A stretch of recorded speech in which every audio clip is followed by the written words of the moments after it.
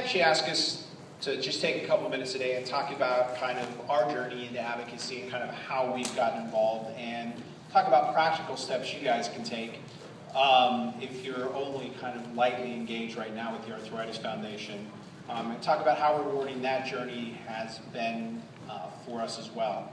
So kind of quick show of hands. I know there's no coffee in here, so it might be a struggle to get the hand all the way up. Who's involved with, let's say, gone to the national conference in Washington, D.C.? Has anyone done that yet? Yeah. Summit. Got two. Who've gone to the National Juvenile Arthritis Conference?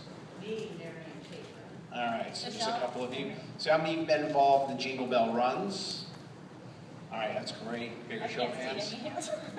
How many of you guys have signed up for the e-advocacy newsletter and to be e-advocates? So a couple of you. Okay.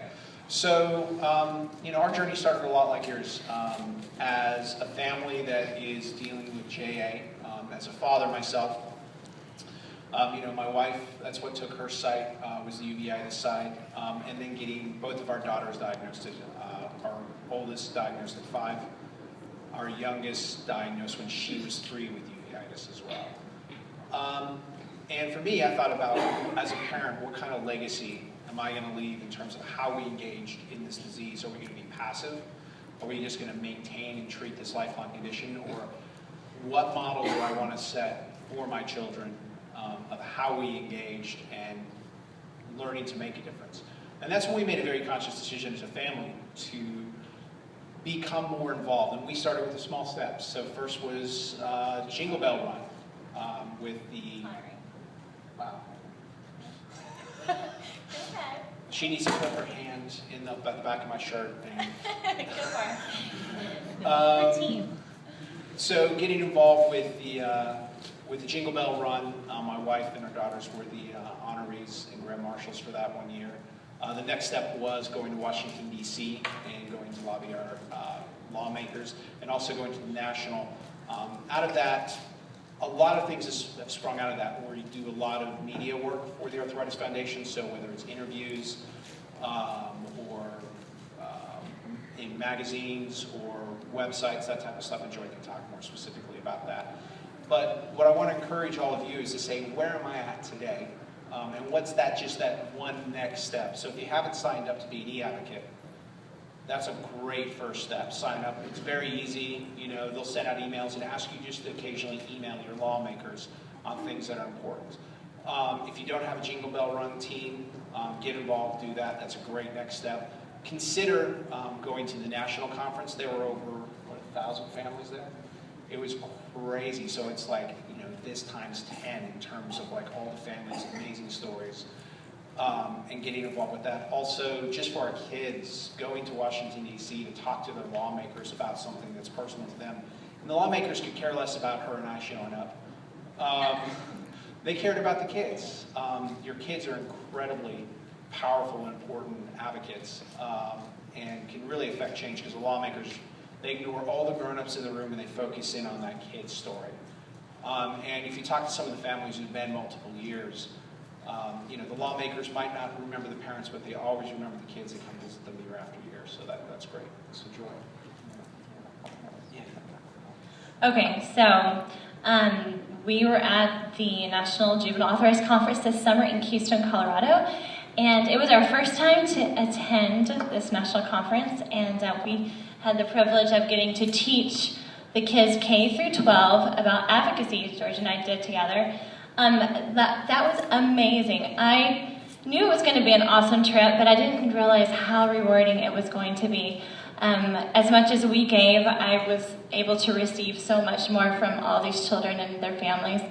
So, when George and I, went into these classrooms, it was so cool. George, we talked to these kids about their voice. They have a superpower, and their superpower as as individuals living with arthritis is not just their voice, but that they are a kid, just like George has said. All these lawmakers and grown-ups, they're so cute. Kids are so cute. And how much more can their story, with them sharing their story, make a difference, even than just you guys as parents sharing your child's story. So encouraging your kids to, speak up, use their voice to make a difference is huge. And, I shared my story of me being diagnosed with JRA as a child at 3, and then the uveitis causing my blindness and losing everything. I would say the funnest thing in my speech when I would talk to these kids was I would pop out. I wear prosthetic eyes. I have natural eyes, but the uveitis damaged them and they began to shrink. And so now they're fake eyes. See?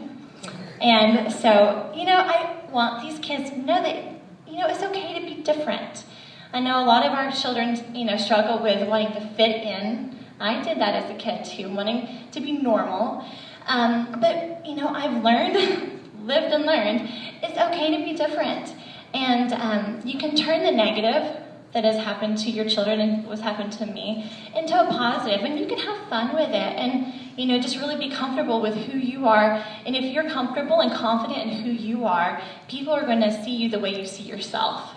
And so I wanted to show them that I'm cool and I'm confident with who I am. I popped out my eyes for these kids. It was the funnest thing. Except for this one little girl in 2nd grade, when I said, okay, you guys want me to take my eye out for you? And everyone went, yeah, except this little girl's like, he was saying she looked horrified. And so I'm like, y'all sure you don't want me to do this? They're like, yes. So, do y'all want me to do it for you real quick? You understand? My show and tell? I'll do one eye, I won't do both. It's not gross, and it doesn't hurt. Okay, so I did this for the kids, right?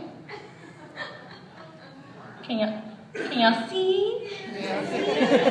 And this little girl went... So, Colleen McCulkin from Home Alone, literally she was in the back like this, put it in! Put it back in! Yeah, she goes, I was like, oh, isn't this cool? So it's plastic, it's acrylic, it's hand painted, and as I'm doing this and all the other kids are going, wow, she's going, put it in! So I'm like, okay, hold on. So I put it back in like a big contact. And voila. And then I can twist them and make them look crazy too, you see? So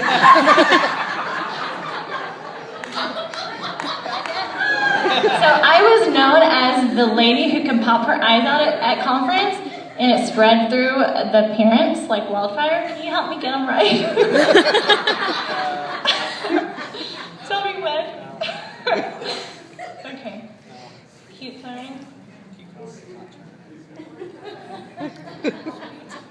Here, you hold it. You talk. Hold on. Halloween, Joy. I know. Oh, I have a blue set too. Is that right? No. Okay, so hold on. I'm there. So the main point Okay, of... hold on. Now I'm ready now. Okay. I'm back to normal. But it was really amazing though that, and we taught these kids after, I share my story and, and I talked about the guide dog, Antonia, and she was amazing. And so after we did all this, then I taught the kids a cheer, a song and cheer about being a super advocate. We really want to encourage our kids to not be ashamed, right?